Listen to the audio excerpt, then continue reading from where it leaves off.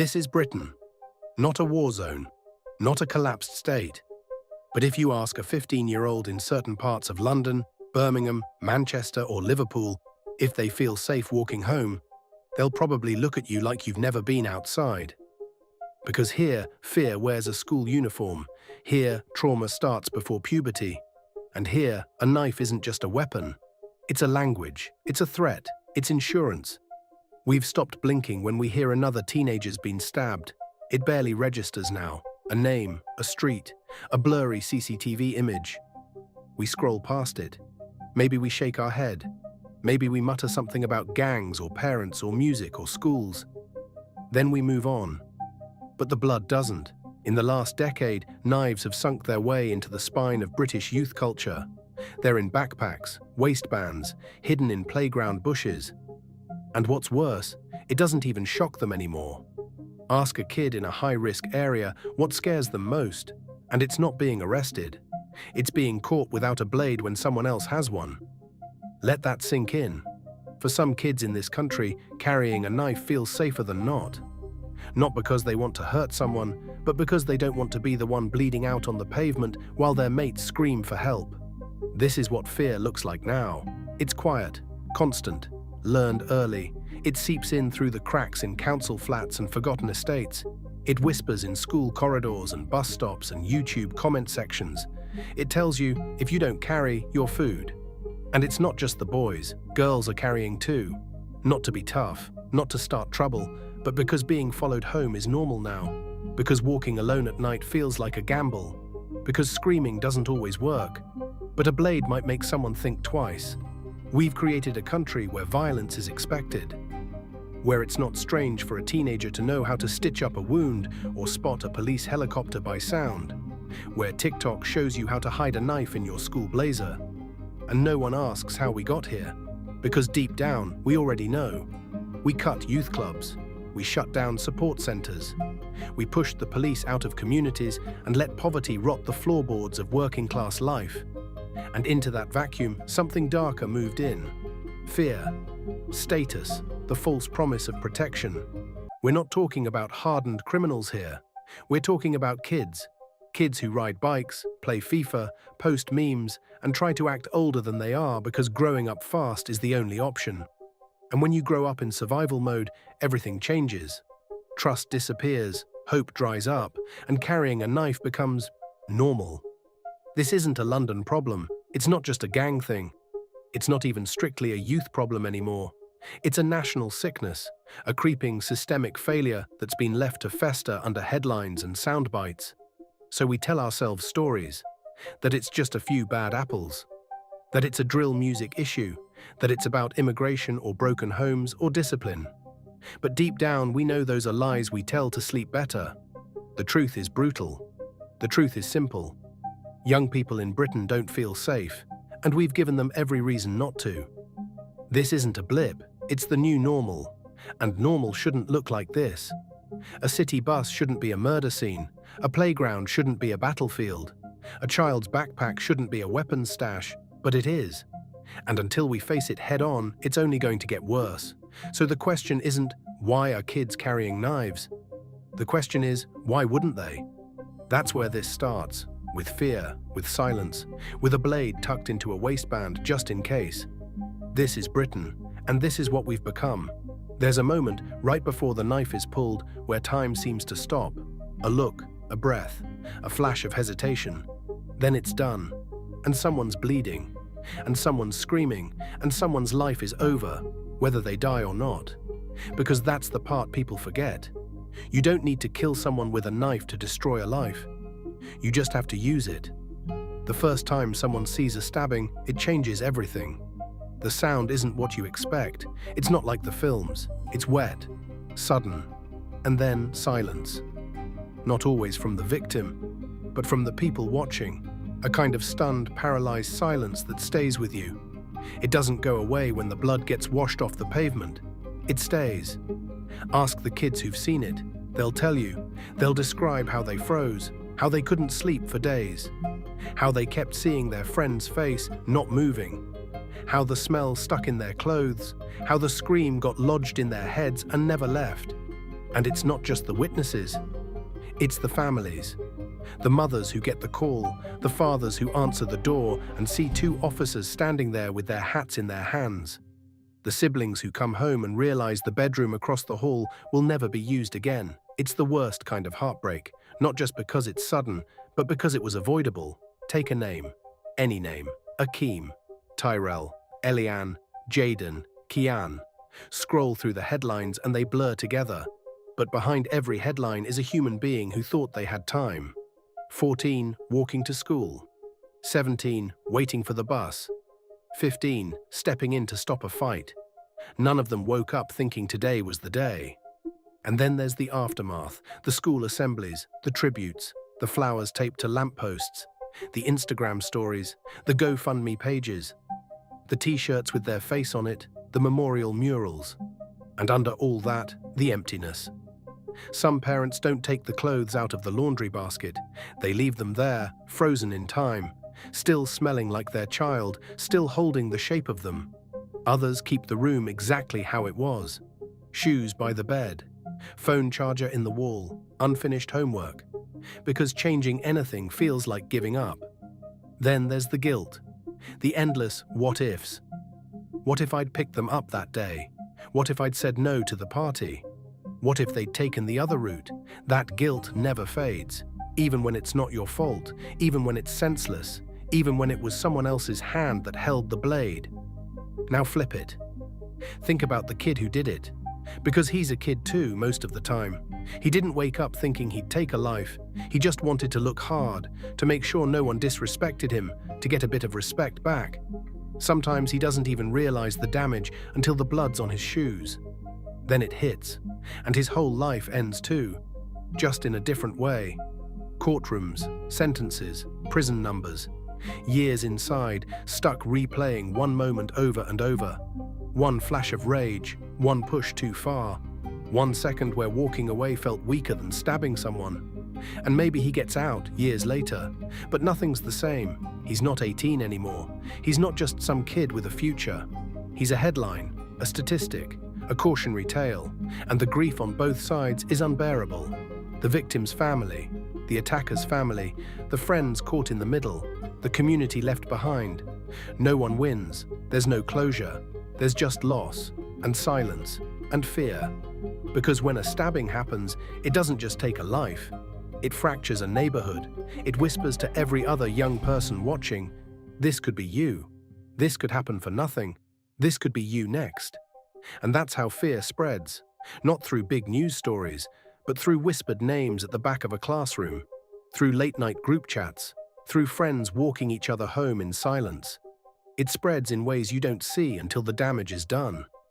Until kids start carrying because they don't want to end up like their mate. Until teachers start checking bags not just for chewing gum, but for blades. Until you hear a siren and wonder who it is this time. This is what the aftermath really looks like. It's quiet, it's raw, it's long. Because long after the police tape's been pulled down and the social media tribute fades and the reporters pack up and go, the people left behind are still living in that moment, still trying to understand how it happened, still waking up to a house that's too quiet. The knife gets used once, but the consequences echo for years. And if that doesn't keep us up at night, then maybe we've forgotten what it means to care. It's easy to point at the knife and say, that's the problem. But that's like blaming the flame without asking who poured the petrol. This crisis didn't appear out of nowhere. It didn't explode overnight. It crept in slowly, through years of neglect, silence, and decisions made in quiet rooms far from the streets where the blood is spilled. Because when you dig below the surface, you start to see the cracks. Start with the basics. Poverty. Generational, grinding, invisible poverty. Not the kind you see in charity ads, the kind you see in overcrowded flats, broken boilers, empty fridges. The kind where mum skips meals so her kid can eat. Where there's no Wi-Fi, no heating, and no help. You take a kid who's already got the odds stacked against them. You put them in a school where teachers are overwhelmed and resources are stretched thin.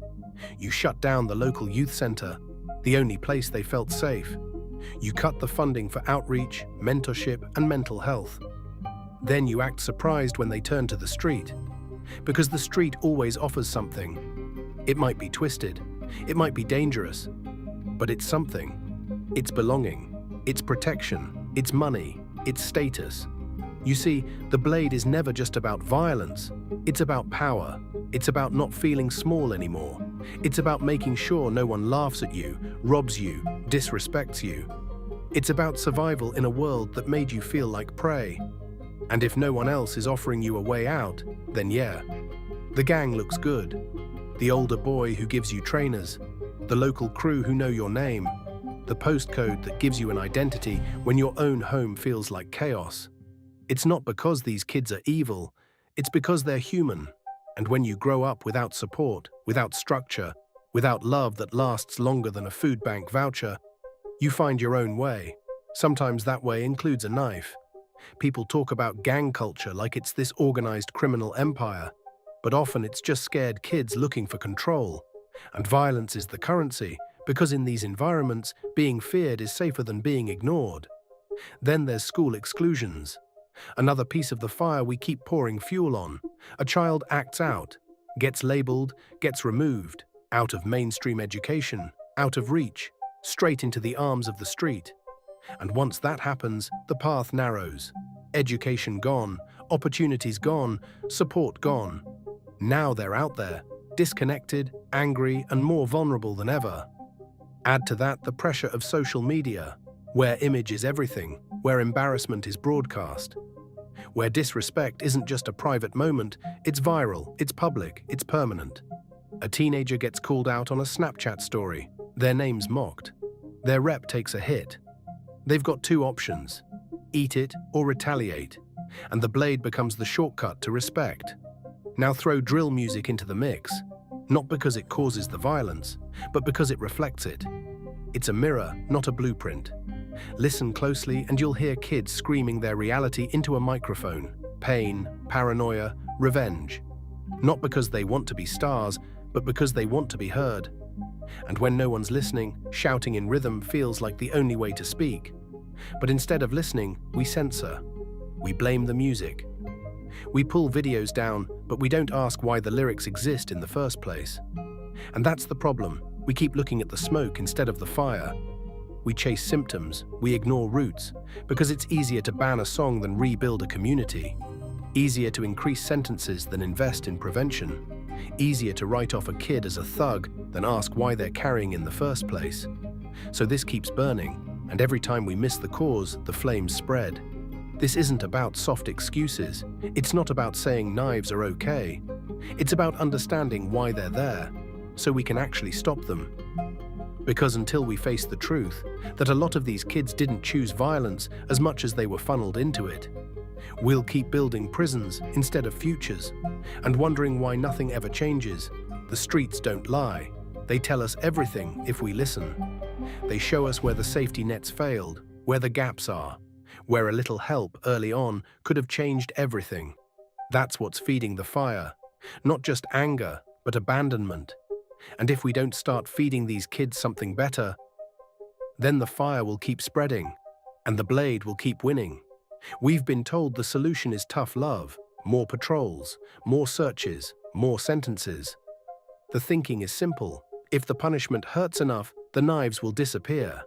But fear only works when you have something to lose, and too many of these kids don't. They're not afraid of jail. They're afraid of walking to school and not making it back. So we flood the streets with uniformed officers. We set up knife arches at train stations and fast food joints. We sweep alleyways, parks, classrooms, and we do find blades. We do make arrests. But the problem doesn't shrink, it just shifts. Because policing alone doesn't fix what's broken.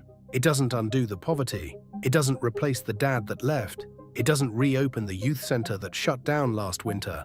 It doesn't cure the trauma sitting in a teenager's chest like a ticking bomb. Stop and search might catch someone carrying, but it also burns trust. It turns every encounter into a battle. It teaches kids that they're suspects before they're students, that their hoodie makes them a target, that the police aren't protection, they're a problem. And when that belief sets in, the gap widens. The silence grows. No one talks, no one snitches, no one helps. Because why would you work with someone who sees you as the enemy? Then there's sentencing. throwing the book at kids as if that rewrites their past. You lock up a 17-year-old for 5 years. He comes out at 22, same postcode, same trauma, no job, no options. Just older now and harder. The cycle doesn't break, it deepens. Meanwhile, the government rolls out new powers, bans certain knives, increases prison terms, talks about zero tolerance, crackdowns, zero mercy. But on the ground, where the grief lives, nothing changes. Because enforcement without prevention is a short-term fix, a plaster on a bullet wound. It looks tough, it sounds decisive, but it doesn't stop the bleeding. And that's where the other side of the fight begins. There are people, quiet, underfunded, relentless people, who are trying to stop the violence before it starts. Youth workers, mediators, trauma counselors, hospital outreach teams, former gang members risking their lives to pull others out.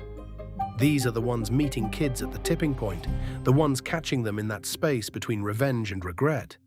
The ones saying, "You don't have to go down this road." Some of them show up at A&E when a stabbing victim rolls in. Not with handcuffs, but with empathy. They talk, they listen. They ask what's next, retaliation or a way out. Some of them walk the streets at night, not because it's safe, but because it's necessary. They know the codes, they know the signs, they know the names. They break up fights before they happen. They mediate beefs before they boil over. They rebuild what was broken by systems that forgot these kids existed.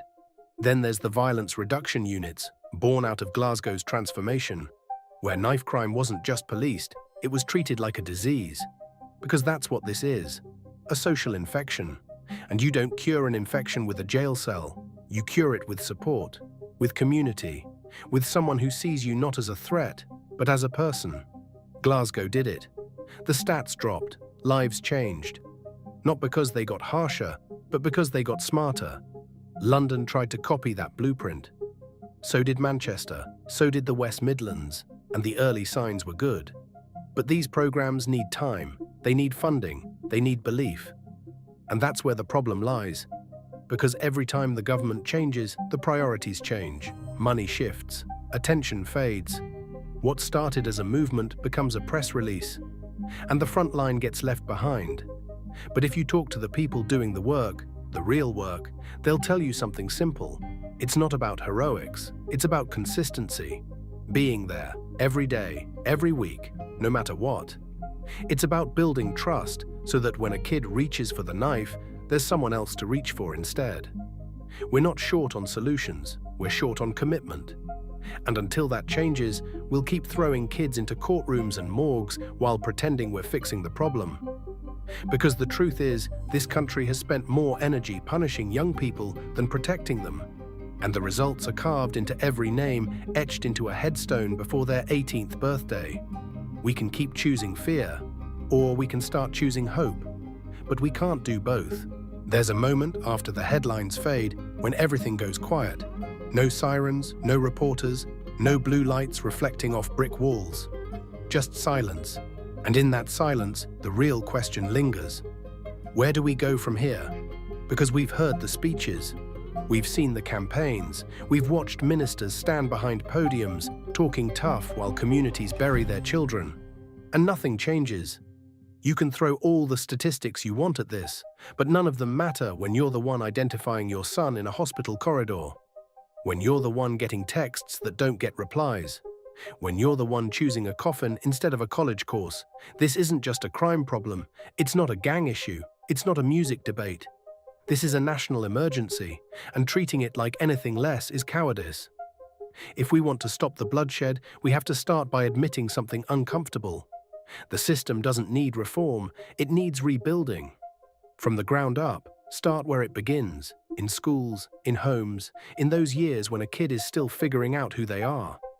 They need spaces, they need mentors, they need someone who notices when they start slipping and pulls them back before it's too late. They need to know their life matters, that they're worth more than a postcode, more than a gang name, more than a blade. Because right now, we've got children who genuinely believe they won't make it to 21, who laugh off the idea of a future because no one's shown them what that looks like. And the few who do get out, they'll tell you, it wasn't luck. It was someone who stepped in, a youth worker, a coach, a teacher, a neighbor, someone who didn't see a threat, someone who saw a kid drowning in silence, holding a knife like a life jacket. We need more of that, more people willing to show up, stay late, fight for the kid no one else believes in. Because that's how you shift a culture, not with hashtags, not with PR campaigns, but with presence, real, gritty, relentless presence. And yes, there's a role for police. Yes, there are consequences for violence. But if the only thing we offer is punishment, then we've already lost. Because you can't arrest your way out of a generation's pain. This isn't about sympathy for those who harm. It's about responsibility to those still at risk, the ones who haven't picked up a blade yet, the ones on the edge, the ones who still have a chance. If we wait until the blood hits the pavement, it's already too late. So let's stop pretending we don't know what needs to be done. We do. The question is whether we have the guts to do it. To fund youth services like they matter more than image. To prioritize prevention over punishment. To treat trauma like a root cause, not a side effect. To build trust where suspicion has lived for too long. To create a country where walking home at night doesn't feel like a gamble. Where kids don't feel safer carrying a blade than without one. Where mothers don't have to plan vigils, where funerals stop outnumbering graduations. Because this isn't just about them, it's about all of us. Our streets, our future, our humanity. Knife crime isn't an isolated issue, it's a mirror. And what it's showing us right now is brutal. A nation too afraid to face its own failures, too distracted to notice the cracks until someone bleeds through them. But it doesn't have to be this way. We can build something better.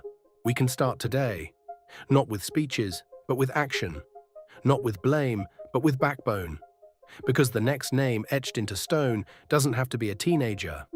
It doesn't have to be anyone. If we decide, finally, that enough really is enough.